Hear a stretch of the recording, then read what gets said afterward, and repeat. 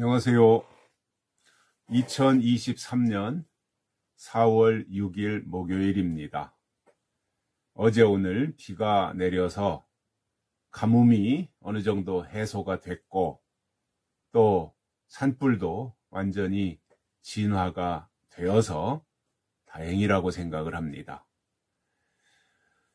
소방관 분들, 또 공무원 분들, 군인들, 경찰관 모두가 다 동참해서 산불을 진화하느라고 고생 많이 하셨습니다. 저는 요즘 우리나라의 상황을 보면서 좀 한 가지 심각한 일이 있다라고 생각을 합니다. 그게 뭐냐면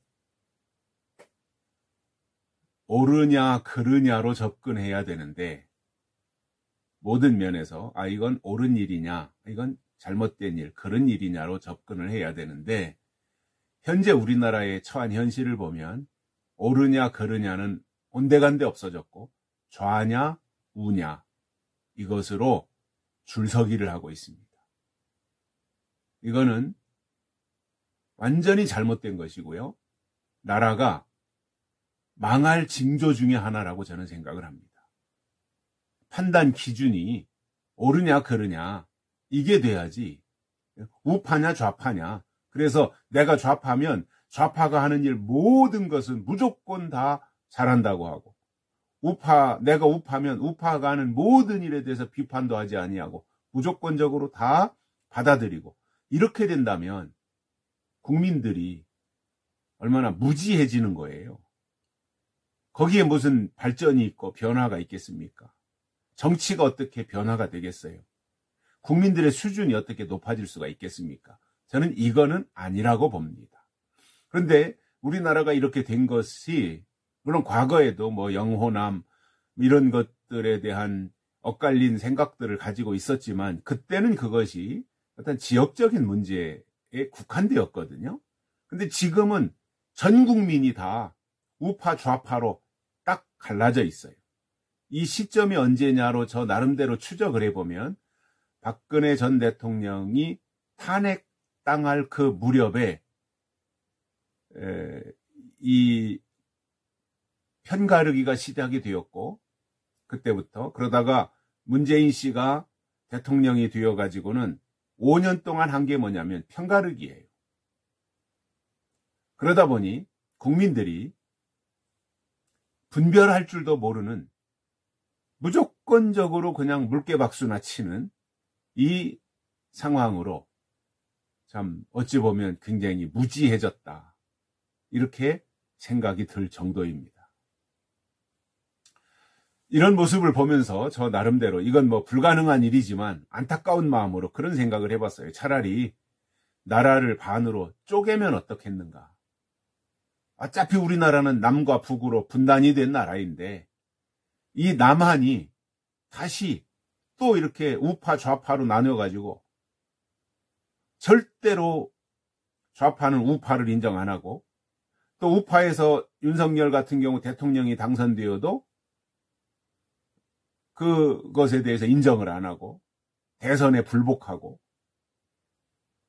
이재명이와 같은 사람을 무조건적으로 다 응원하고 있는 이 상황이 참으로 심각하다라고 생각을 합니다.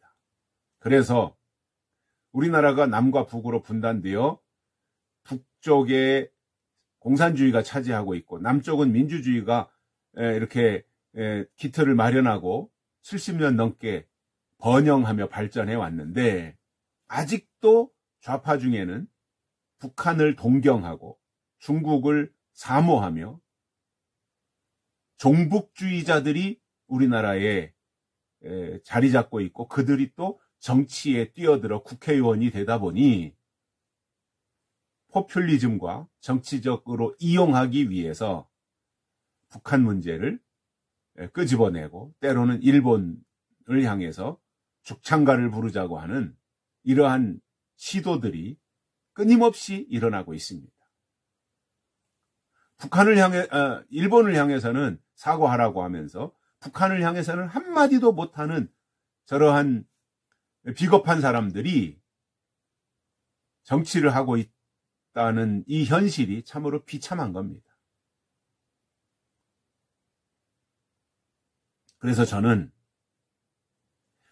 차라리 우리 대한민국을 차제에 국민 투표를 하든 뭐를 하든 자기 성향 분석을 해서 나라를 반으로 나누어서 문재인이를 좋아하는 사람은 문재인을 중심으로 해서 한쪽 땅을 차지하고, 또 정상적인 자유민주주의, 시장경제 이것을 중심으로 하는 사람들은 윤석열 중심의 우파 대한민국으로 딱 구분해서 좌파 대한민국, 우파 대한민국 차라리 쪼개가지고 이렇게 나누어 놔야 좌파는 좌파들 지들끼리 모이면 안 싸울 거 아니에요. 우파는 우파끼리 모여 있으면 이렇게 다투거나 갈등하거나 마찰할 이유가 없지 않습니까? 그래서 좌파들이 자기들끼리 뭉쳐서 나라를 좌파들끼리 있는 데서 해봐야 지들이 얼마나 무능하고 형편없는 사람들인가를 스스로 알 거 아니에요. 좌파들, 현재 좌파 정치인들이라고 손꼽을 만한 사람들이 자기들끼리 모여서 나라를 세운다고 할 때 거기에 세금을 누가 내겠으며 돈을 누가 벌겠으며 그런 거 해본 적이 없는 사람들인데 나라 유지가 되겠습니까? 거덜나는 거죠. 그래봐야 정신 차릴 것 같아요. 지금은 우파는 원래 성장지향적이니까 국가를 이렇게 안정화시키고 성장시키고 기업을 통해서 돈을 벌어와서 국고가, 나라의 창고가 탄탄해지면 좌파 정부가 들어서서 그거 다 거덜내고 다 써버리고 오히려 빚만 잔뜩 늘려놓는 이 형국이지 않습니까? 이러한 것을 보면서 저는 이게 좀 안 되겠다. 투표를 해서 자기가 좌파 대한민국에 가서 살고 싶으면 아예 거기로 해서 딱 구분을 해가지고 1,000만 명이 그로 가든 2,000만 명이 그쪽으로 가든 그쪽으로 가게 하고, 우파는 우파끼리 남아가지고 자유민주주의 시장경제 한미동맹, 그리고 미국과 일본과 한국이 함께 이렇게 서로 협력해서 안보를 지키고 경제를 튼튼히 하는 그러한 나라를 만들어 가면 이렇게 시끄럽고 복잡하지 않고 이재명이 같은 사람 나타나지도 않고 저렇게 허접한 사람들이 정치하겠다고 뛰어드는 그러한 일은 우리가 안 봐도 되지 않겠습니까?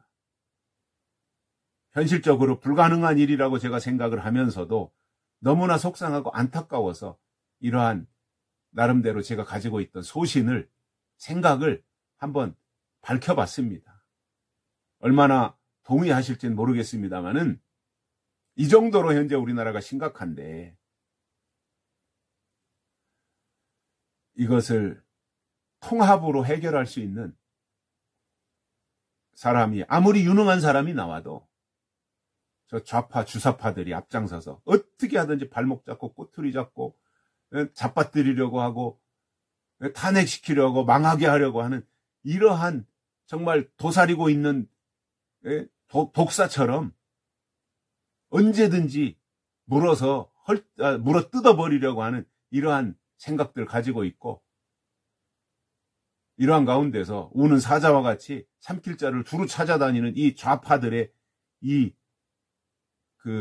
선동, 그리고 가짜를 기반으로 해서 국민들을 기만하고 속이는 이러한 일은 아마 계속해서 일어나지 않겠는가.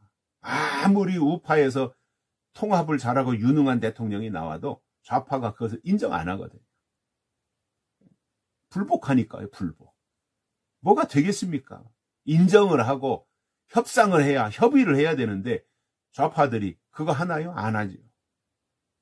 그래서 궁여지책으로 그러한 방법으로라도 해서 우리가 좀 마음 편하게 살 수 있는 나라가 됐으면 좋겠다. 그런 생각을 해봤습니다.